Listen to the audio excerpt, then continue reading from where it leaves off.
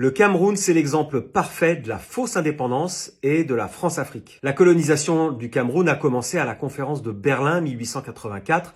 Toutes les grandes puissances européennes sont réunies par le chancelier Bismarck. Et là, vous voyez sur ce dessin une caricature de l'époque qui montre comment les Européens se sont découpés le gâteau africain. Alors, ils appliquent tous le principe du premier arrivé, premier servi. L'idée qui prévaut lors de cette conférence, c'est assez hallucinant aujourd'hui d'imaginer qu'en fait les Européens, les colons partent de la côte atlantique de l'Afrique et s'enfoncent à l'intérieur du pays.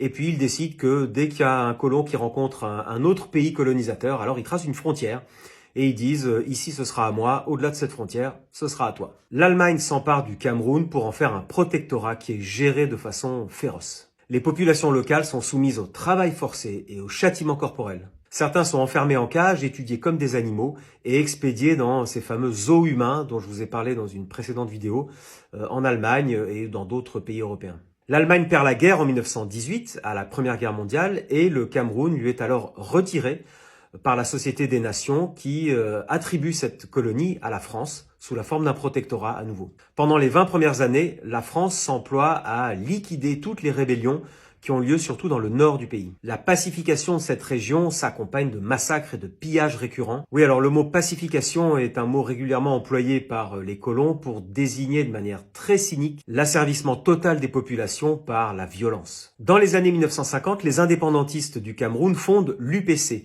l'Union des populations du Cameroun. Clairement, la France n'en veut pas et des milliers de Camerounais qui vont soutenir cette indépendance seront emprisonnés et torturés. Les leaders de l'UPC seront assassinés. L'armée française procède alors à des années entières de répression très violente. Bombardements, escadrons de la mort, lavage de cerveau, torture, etc. Tout a été employé pour casser l'indépendance. Finalement, en 1960, la France optera pour une indépendance de façade et choisira un leader qui lui est très favorable. L'élu s'appelle Amadou Ahidjo. Les élections sont truquées et il est élu en 1960 le premier président de la République. Tous les ministres sont assistés par un conseiller spécial français qui vont évidemment prendre toutes les décisions politiques. Mais les indépendantistes ne se laissent pas faire et c'est une véritable guerre civile qui commence puisque le président est soutenu par la France, mais les indépendantistes, eux, veulent toujours la véritable indépendance. De 1955 à 1971, c'est ce qu'on appelle la guerre du Cameroun et c'est une guerre civile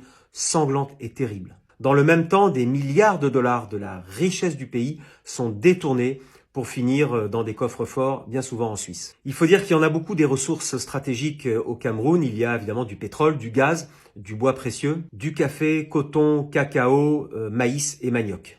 De 1960 à 1982, c'est donc la dictature et le parti unique de Ahidjo. Et puis en 1982, Paris décide qu'il faut un autre président qui cette fois va s'appeler Paul Biya. Ce nouveau président, dès qu'il arrive au pouvoir, il applique directement les directives du FMI, le Fonds monétaire international, et de la Banque mondiale, qui vont exiger de réduire le poids de l'État, de réduire les dépenses de l'État pour finalement appauvrir le pays. Il va y avoir des privatisations, des réductions des dépenses sociales. Rendez-vous compte que les fonctionnaires vont perdre 60% de leur salaire. Alors, en général, quand le FMI débarque dans votre pays, c'est pour vous enfoncer dans la misère.